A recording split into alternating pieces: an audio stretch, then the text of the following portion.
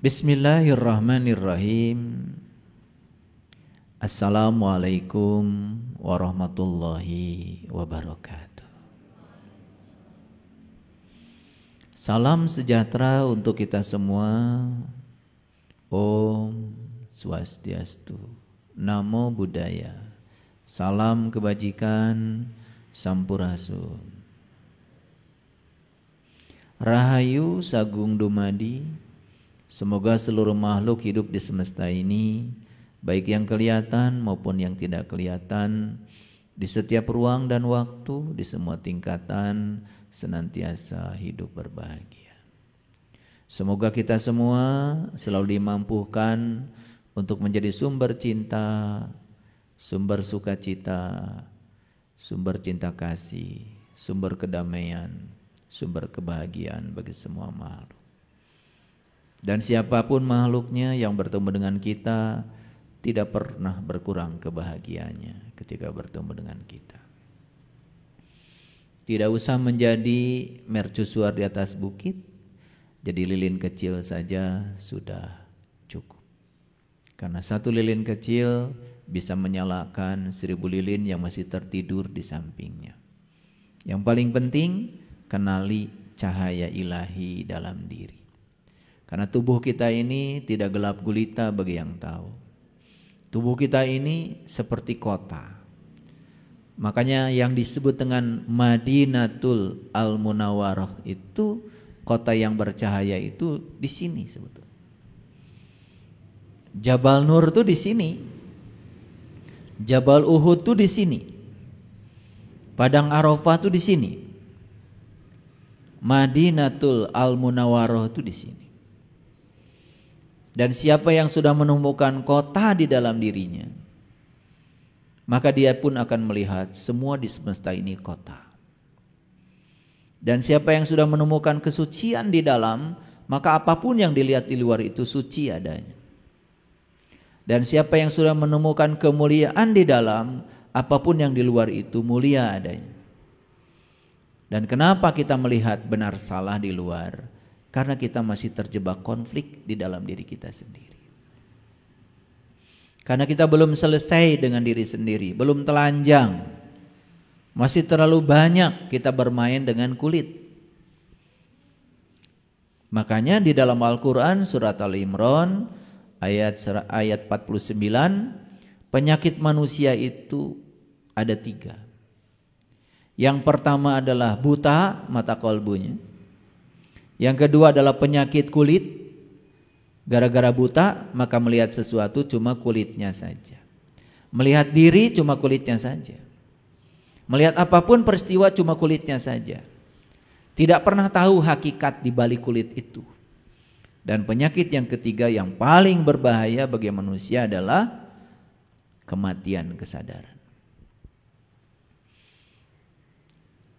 Kalau kita punya 3-tiganya, ini udah komplikasi.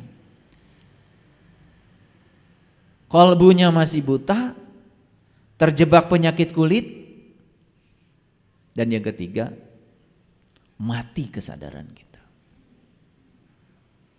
Dan itu 3-tiganya menjadi sumber penderitaan bagi manusia. Orang yang semacam ini, miskin, susah. Kayanya pun tetap susah. Ketika miskin susahnya cuma kekurangan. Dan ketika kaya pun susah. Karena melekat pada kekayaannya takut kehilangan. Pelitnya auzubillah. Tiap hari hanya mengumpulkan yang akan ditinggalkan. Mau berbagi saja hitungannya setengah mati. Kalaupun dia sempat berbagi, mulutnya menyakitkan yang diberi. Itu tandanya orang yang komplikasi penyakit dalam dirinya. Dan penyakit ini hari ini sudah melanda seluruh kalangan masyarakat. Apapun keyakinannya. Oleh karena itu maka saya tidak pernah berbicara keyakinan. Karena manusia itu cuma 2. Yang tahu dan yang tidak tahu. Itu saja. Apapun keyakinannya. Yang tidak tahu juga ada 2. Yang pertama dia tidak tahu, tetapi dia tidak tahu bahwa dia tidak tahu. Itu yang disebut dengan orang bodoh. Dan yang kedua, ada orang yang tidak tahu, tapi dia tahu bahwa dia tidak tahu. Itu yang disebut dengan orang pintar. Hari ini topik kita adalah orang bodoh itu seperti sebuah sendok. Yang dimaksud orang bodoh oleh saya di sini bukan tidak sekolah, bukan tidak S1, bukan tidak S2, bukan tidak S3. No, saya tidak bicara soal akademik.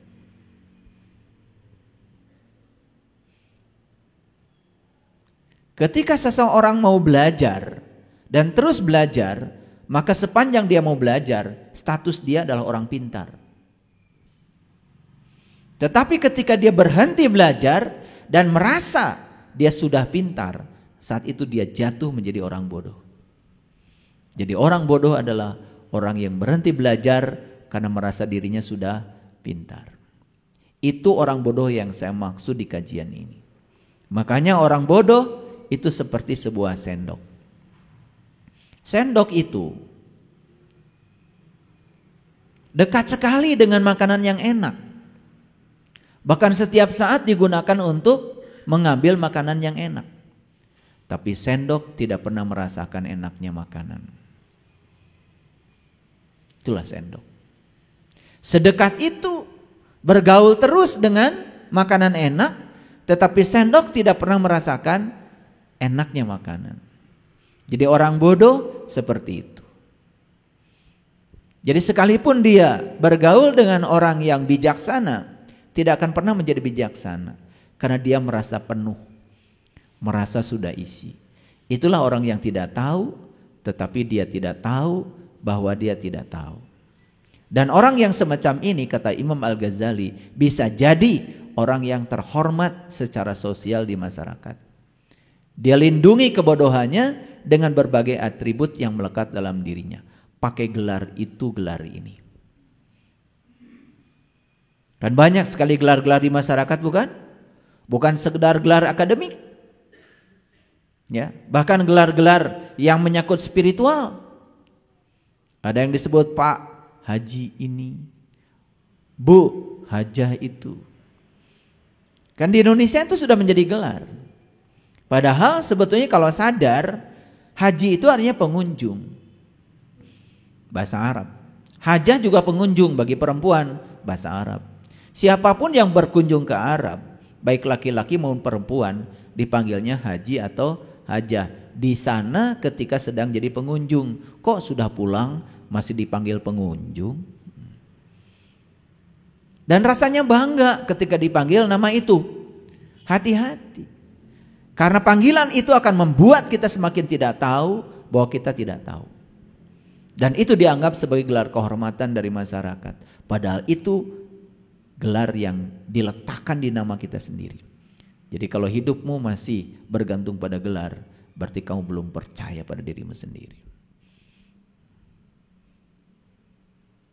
Lepaskan semua gelar-gelar itu. Lepaskan semua baju-baju sosialmu itu. Karena tidak ada artinya. Karena sesungguhnya kata Allah, inna akramakum indallahi atqakum. Sesungguhnya manusia yang paling mulia di hadapan Allah ada mereka yang bertakwa. Bukan yang menggunakan baju takwa, yang bertakwa. Apa itu takwa? Takwa itu ternyata sebuah prosedur. Dijelaskan di Quran surat Al-Baqarah ayat 63, takwa itu dimulai dengan mengambil janji, membuat komitmen. Komitmen pada siapa? Komitmen pada diri sendiri untuk berubah dan terus belajar. Begitu kita sudah mengambil janji dengan diri sendiri, baru tahap berikutnya akan diangkat oleh Allah kesadarannya. Wa id akhadna mitsaqakum wa rafa'na fawqakumut tur. Begitu diangkat kesadarannya sampai di puncak kesadaran yang namanya Sidra Al-Muntaha, baru Allah bertajali di puncak kesadarannya. Wa id akhadna mitsaqakum wa rafa'na fawqakumut tur khudu ma atainakum biquwatin. Baru Allah menunjukkan dirinya di puncak kesadarannya. Bertajali kepada Allah. Setelah bertajali baru wazkuru ma fihi. Dia bisa ingat apa yang Allah tunjukkan kepada dirinya, la'allakum tattaqun. Barulah dia jadi orang yang bertakwa. Itu takwa versi Al-Quran. Bagaimana dengan takwamu yang selama ini di aku-aku? Begitu? Kok berbeda dengan Quran? Padahal Quran katanya petunjuk hidup. Jadi takwa itu sebuah prosedur. Kalau kalian datang di pengajian seperti ini, ya, jangan ngaku-ngaku sebagai orang yang bertakwa. Ini baru sekedar brainstorming namanya. Mencoba untuk menggunakan pikiran yang waras untuk menangkap pemahaman. Itu saja. Apakah yang prosedur tadi sudah dilalui? Belum. Mengambil janji, diangkat gunungnya, diangkat kesadarannya, ditunjukkan sesuatu kesadarannya, dan mengingat apa yang ditunjukkan. Dan ciri orang yang bertakwa cuma satu. Puncaknya orang yang bertakwa adalah selalu ingat kepada Allah dalam keadaan berdiri, duduk, dan berbaring. Jadi orang yang bertakwa diberi gelar oleh Quran namanya ulul albab. Siapa ulul albab? Allah sendiri yang menjelaskan. Alladzina yazkurunallaha qiyaman wa qu'udan wa ala junubihim. Jadi orang yang bertakwa adalah orang yang sudah bisa mengingat Allah dalam keadaan berdiri, duduk, dan berbaring. Artinya apa? Mengingat Allah di setiap keadaan. Saya tidak bisa melupakan Dia walaupun saya sedang berbicara seperti ini. Zikir saya tidak pernah terputus.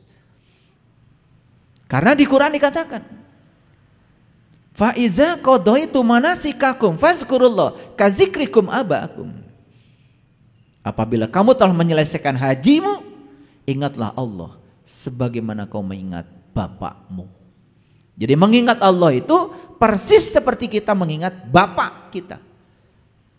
Ingat sama bapak sekarang. Pasti ingat. Kenapa? Karena kalian setiap hari berjumpa. Kalian sudah tahu.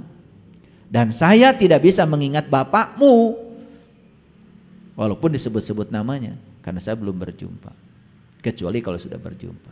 Jadi ingat itu ada syaratnya. Syarat sahnya ingat harus tahu yang diingat. Supaya tahu yang diingat, ya jumpa dulu. Maka perjumpaan dengan jati diri kita sendiri dalam bahasa Quran disebut liko. Man kana yarju liko Allah fa inna ajalallahu laj. Barang siapa yang berharap liko, jumpa dengan Allah, maka waktu yang dijanjikan pasti datang. Syaratnya cuma satu, berharap saja. Tidak usah ngaji ini, ngaji itu, berharap saja. Kalau ada yang mengatakan, wah ketemu Allah syaratnya ini, dia nggak ngerti Quran. Kadang-kadang seperti itu, ya. Banyak sekali orang yang terbuka mulutnya, masih tertutup mata kolbunya, sehingga kadang-kadang menipu orang lain. Dia menyampaikan pada orang lain yang dia sendiri belum mengalami dan merasakannya. Jadi siapa orang bodoh? Orang bodoh adalah orang yang berhenti belajar karena dia merasa sudah pintar.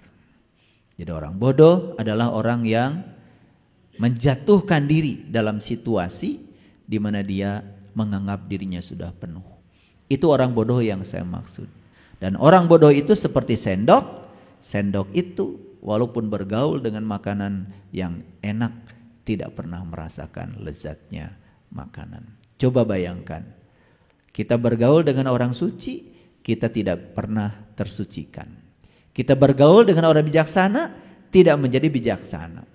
Bergaul dengan orang yang cerdas, kita pun tidak bertambah cerdas. Bergaul dengan orang yang soleh, tidak membuat kita menjadi soleh. Itulah sendok. Selesai kajian ini, kita akan tahu apakah kita masih bodoh atau sudah pintar. Jadi sebetulnya kajian ini bukan untuk siapa-siapa, terutama untuk saya sendiri. Setelah kita kaji ini, nanti kita akan tahu apakah saya sudah termasuk orang yang pintar atau masih bodoh. Sekali lagi, orang bodoh bukan yang tidak sekolah, karena saya tidak bicara itu. Baik, kita akan mulai dengan definisi orang bodoh. Jadi siapakah orang bodoh itu? Orang bodoh adalah mereka yang tidak tahu. Tetapi mereka tidak tahu bahwa mereka tidak tahu. Akan tetapi mereka sok tahu dan tidak mau tahu. Kalau bicara seperti yang paling tahu. Sangat sulit diberi tahu. Ketika bertemu dengan orang yang tahu, malahan mereka berlagak seperti orang yang tahu. Akhirnya orang yang tahu tidak bisa memberi tahu. Jadi orang bodoh itu adalah orang yang sulit diberi tahu. Karena dia sok tahu. Dia tidak tahu, tetapi dia tidak tahu bahwa dirinya tidak tahu. Makanya itulah bahayanya gelar. Kalau sudah pakai gelar, gelar ini gelar itu, apalagi nanya, yang mau memberi tahu, padahal dia orang berilmu cuma nggak pakai gelar, dia akan mikir, gelarmu apa? Pasti begitu. Jadi semakin jelas ya orang bodoh ya. Nah ini definisi orang bodoh. Jelas sekali di sini ya. Saya baca sekali lagi. Orang bodoh adalah mereka yang tidak tahu, tetapi mereka tidak tahu bahwa mereka tidak tahu, akan tetapi mereka sok tahu dan tidak mau tahu. Kalau bicara seperti yang paling tahu, sangat sulit diberitahu. Ketika bertemu dengan orang yang tahu, malahan mereka berlagak seperti orang yang tahu. Akhirnya orang yang tahu tidak pernah mau memberitahu. Jadi jelas orang bodoh itu seperti sendok. Kemanapun dia pergi gak akan dapat berkah. Karena syarat untuk dapat berkah itu memang harus kosong. Makanya saya bilang orang pintar tadi definisinya apa? Orang yang mungkin saja dia tidak tahu. Tetapi dia tahu kalau dirinya tidak tahu, itu pintar. Makanya orang pintar cirinya tidak berhenti belajar. Banyak yang sudah berhenti belajar.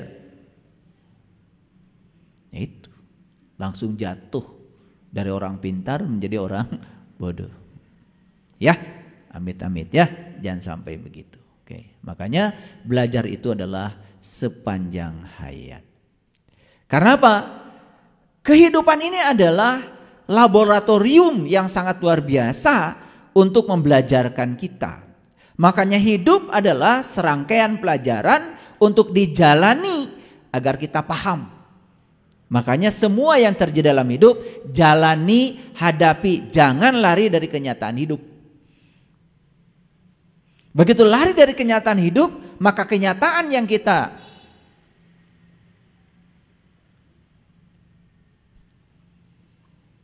hindari akan datang berulang-ulang.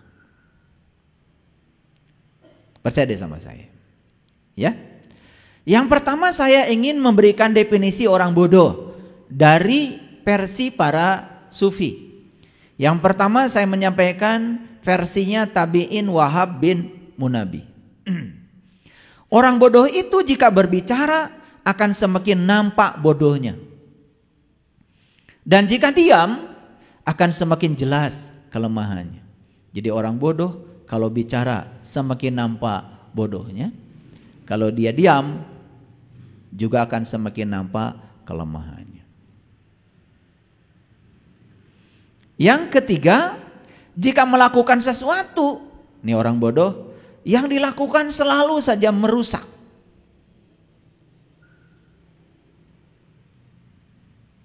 Makanya orang bodoh bahaya. Orang bodoh bicara agama, misalnya, kan jadi merusak.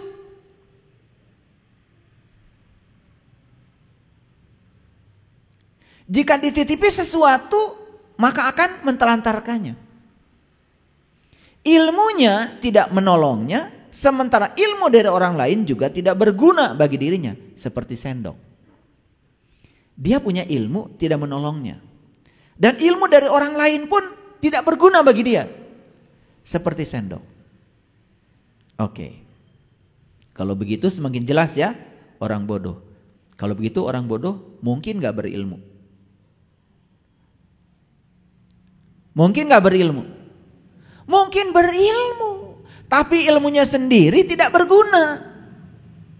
Nah sekarang saya kasih tahu, ilmu yang tidak berguna itu namanya ilmu apa? Ilmu hafalan.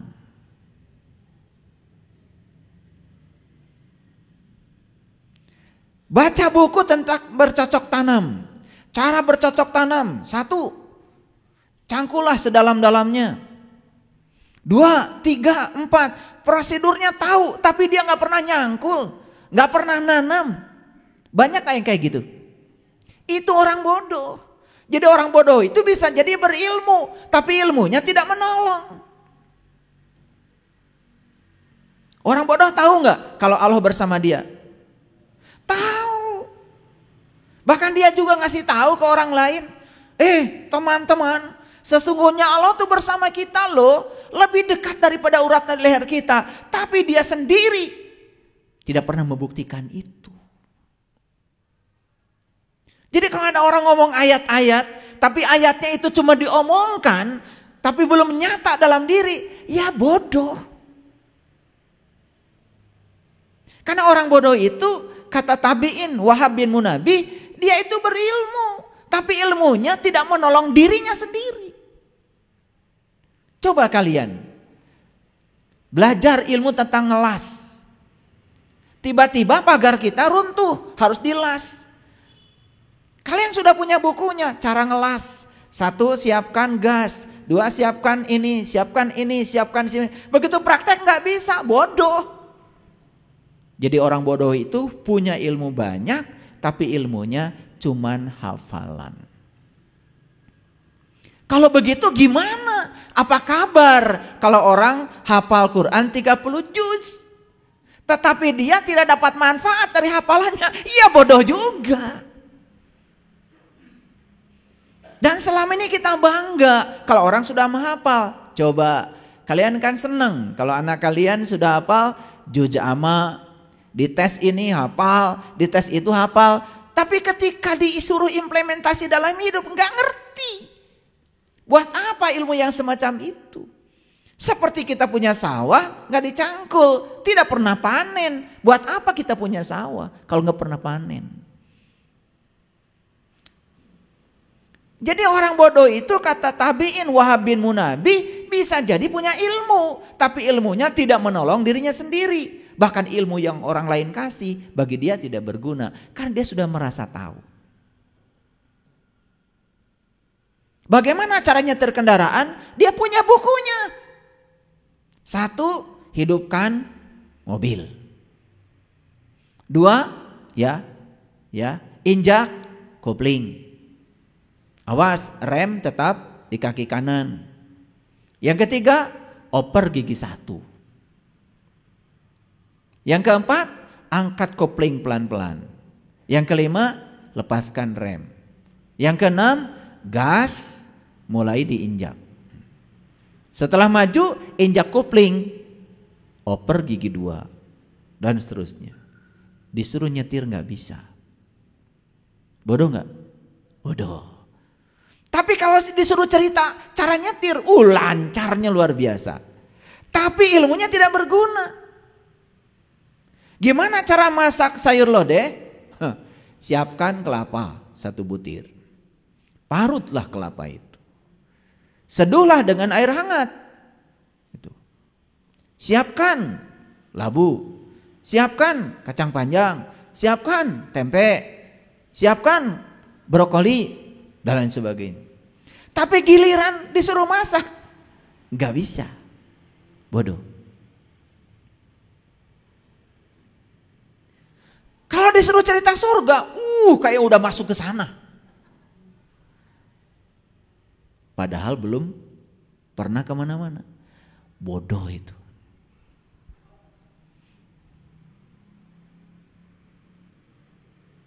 Kalau gitu saya mau tanya sama kalian, banyak gak yang kayak gitu?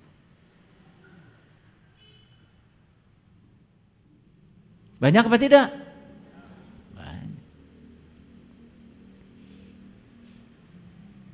Semuanya hafal, disuruh ngomong bisa, lancar, karena biasa ngomong.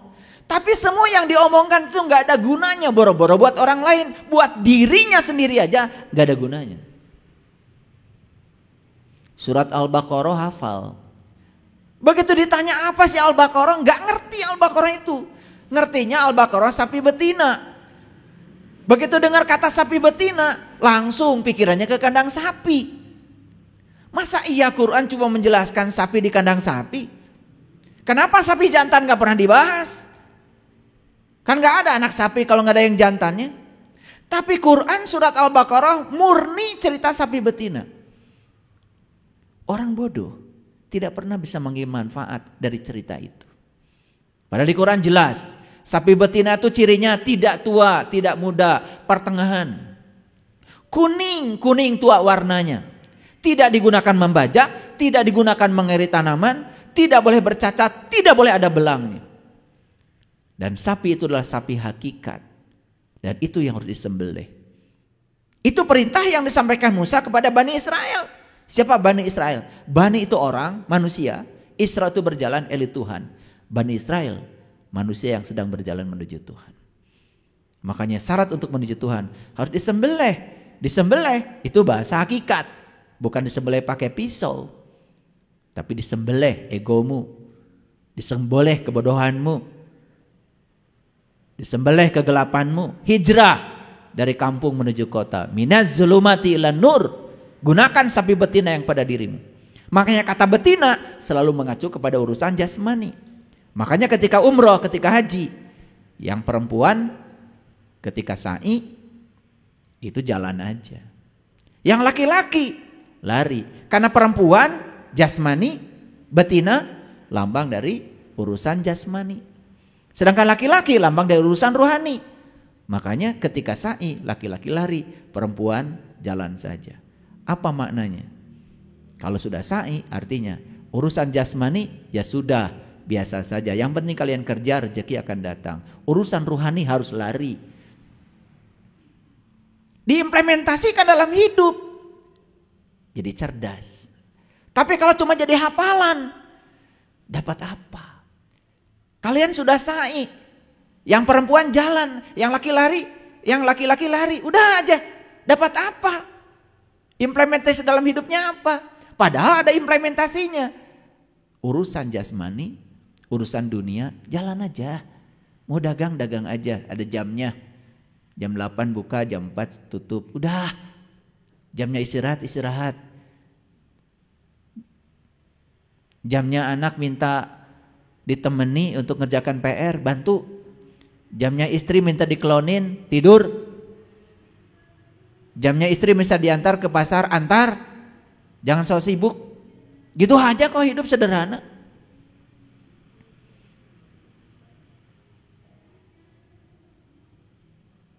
Paham? Sederhana kan? Jadi apapun yang hafalan nggak ada gunanya. Karena yang hafalan belum menjadi pengetahuan praktis, itu tidak akan pernah menolong. Hafal kalian la ilaha illallah. Hafal kan? Terus aja la ilaha illallah, la ilaha. Kalian hafal dan kalian melafalkannya 100 kali setiap selesai sholat. Tapi kalian gak ngerti la ilaha illallah itu apa. Gak ngerti implementasinya. Cuman melafalkan saja seperti burung beo. Gak ada artinya, tidak menolong. Coba sekarang ngerti artinya la ilaha illallah. Tidak ada Tuhan selain Allah. Kan arti yang lebih dalam lagi, yang mana sih yang bukan Allah? Begitu la ilaha illallah diimplementasi dalam hidup, yang mana yang bukan Allah? Allah bilang, wal awalu wal akhiru wal dohiru wal batin. Aku yang dohir, aku juga yang batin. Yang kelihatan dia, yang gak kelihatan juga dia. Semuanya adalah dia. Begitu kita melihat semuanya adalah dia, apapun yang terjadi, yang dilihat cuma dia. Bahkan lihat orang marah pun yang dilihat adalah dia. Ya Allah, aku hadir di sini. Aku izinkan orang ini marah kepadaku. Karena hakikatnya adalah engkau sedang menggunakan orang ini untuk menyempurnakan kesabaranku. Gak marah. Tapi gak ngerti kalimat la ilaha illallah. Baca terus 100 kali. Giliran kejadian tadi, marah gak? Marah. Giliran ditipu orang, sedih gak? sedih. Giliran mendapatkan yang tidak diinginkan, emosi. Karena dia belum bisa gunakan la ilaha illallah menjadi kenyataan hidup. Itulah bodoh. Mungkin begitu kalian lihat judul ini, wah, judulnya hari ini membahas orang bodoh. Untung saja lulusan sekolah saya. Saya sudah S4 sekolahnya. Jadi tidak masuk kategori. Jangan-jangan setelah saya jelaskan semua seperti ini, loh, kok itu saya? Jangan-jangan begitu, ntar belum selesai. Ciri-cirinya belum kita bahas. Ini baru cerita satu versi dari tabi'in Wahab bin Munabi. Jadi orang bodoh itu bisa jadi banyak ilmunya, tapi ilmunya cuma hafalan. Maaf ya, kalian hafal hadis kursi? Hafal ayat kursi? Wah, hafal. Itu ayat yang pertama hafal buat nakut-nakutin jurig.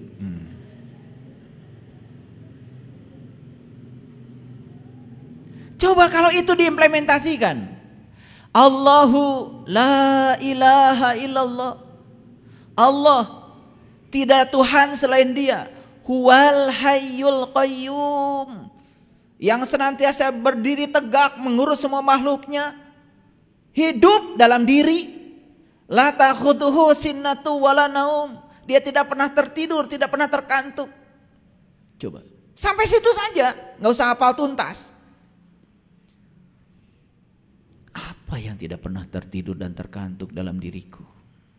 Oh, saat saya tertidur, mata saya tidur, telinga saya tidur, mulut saya tidur, tangan saya tidur, kaki saya tidur, semuanya tidur. Tapi satu yang tidak pernah tertidur dalam diriku adalah nafasku. Subhanallah, la ta'khudhuhu sinnatu wala naum. Yang enggak pernah tidur, enggak pernah ngantuk adalah nafas. Siapa nafas itu? Napas itu adalah pinjaman hidup dari Dia. Daya kehidupan yang sedang dipinjamkan kepadaku. Jadi napas adalah bukti keberadaan Allah dalam diriku. Buat apa saya mencari-cari Dia lagi keluar dari diriku? Sekarang Dia bersamaku, mewujud sebagai nafasku. Pinjaman kehidupan dari Dia untukku. Subhanallah, terima kasih ya Allah. Ternyata Engkau begitu dekat bersamaku. Karena kehadiran-Mu aku bisa melihat. Karena kehadiran-Mu aku bisa mendengar. Karena ketika kita bernapas, mata jadi punya penglihatan. Ketika kita bernapas, telinga jadi punya pendengaran.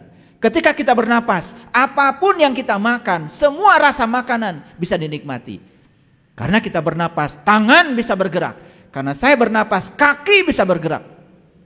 Karena saya bernapas, saya bisa merasakan energi yang dahsyat mengalir dalam tubuh saya. Menyadari napas saja, sudah sampai kepada Allah. Itulah baru sampai kalimat Allahu la ilaha illa huwal hayyul qayyum la ta'khudhuhu sinnatu wala naum. Lahu ma fis samawati wal ard. Dia meliputi langit dan bumi, meliputi. Oh, berarti saya diliputi dong. Kalau Dia meliputi, jelas Dia bukan sosok. Semua yang diliputi adalah sosok, yang meliputi jelas bukan sosok. Apa kalau begitu Allah?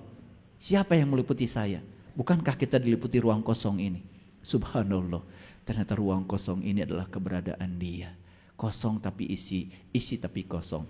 Itu ayat kursi baru sampai segitunya coba. Tauhid kita tuh langsung naik, kesadaran kita naik. Karena kita tahu implementasinya. Lahu ma fis samawati wal ard. Man dzalladzi yashfa'u indahu illa bi'izni.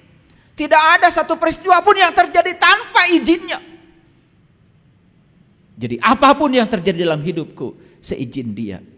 Tugasku bukan menilai baik dan buruk terhadap setiap peristiwa, tapi membaca pesan karena ada izin Dia.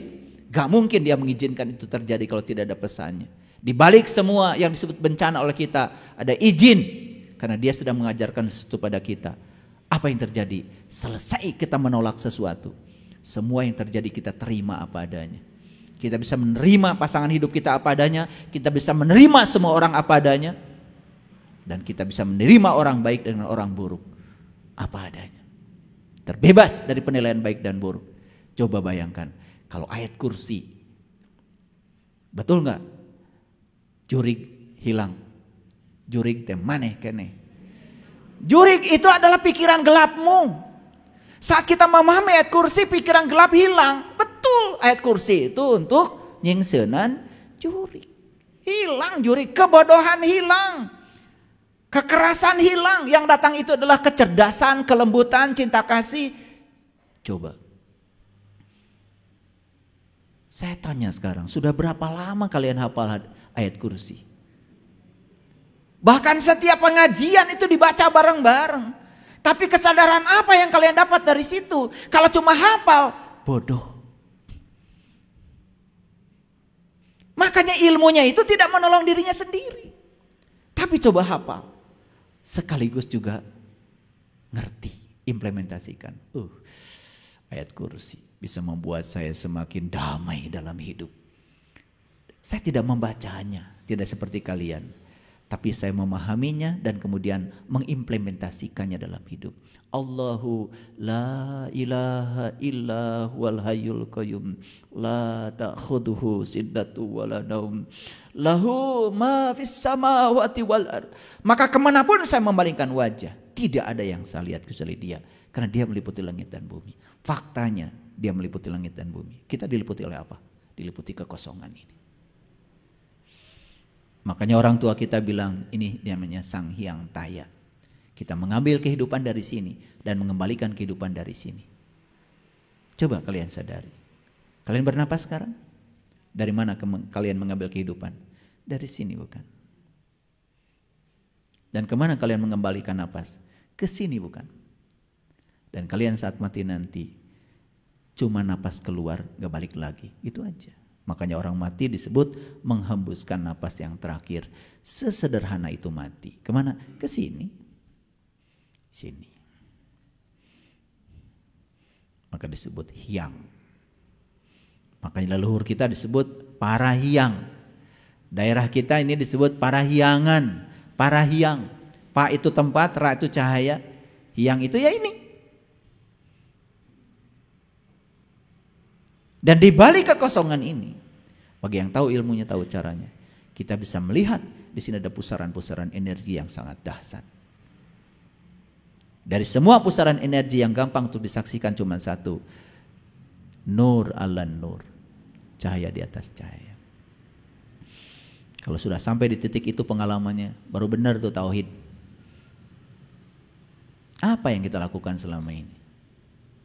Belajar sifat 20. Wujud, kidam, bako, mukhalafatul hawadis, qiyamuhu binafsahi, wahdaniyat, kudrat, iradat, dan seterusnya.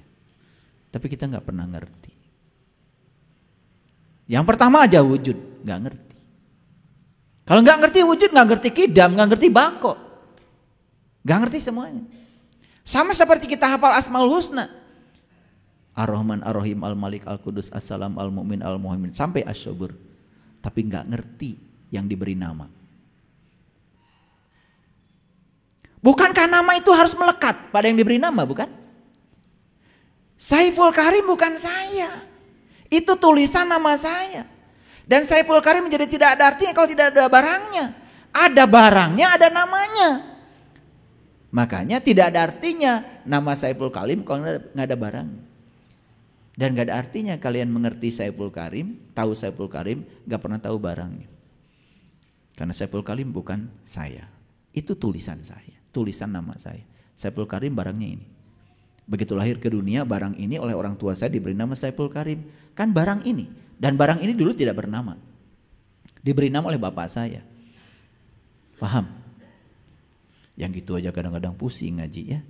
Padahal itu kan logika sederhana. Jadi mana yang penting? Nama apa barang? Barangnya dulu, nama itu baru ada artinya. Saya percaya kalian ya banyak lulusan pesantren ya, pasti udah hafal Asmaul Husna. Hafal satu maksud saya. Ar-Rahman aja sama Ar-Rahim ya. Gak nambah-nambah dari dulu. Padahal satu hari baca ngapalin satu asmanya Allah itu 99 hari. Cuman waktu 3 bulan lebih sedikit. Itu sudah hafal 99 asma Allah. Tapi hafal asmanya Allah tidak menolong kalau tidak tahu yang diberi nama.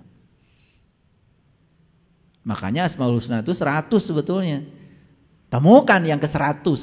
Kalau sudah ketemu yang ke 100, yang 99 jadi ada artinya. Paham maksud saya?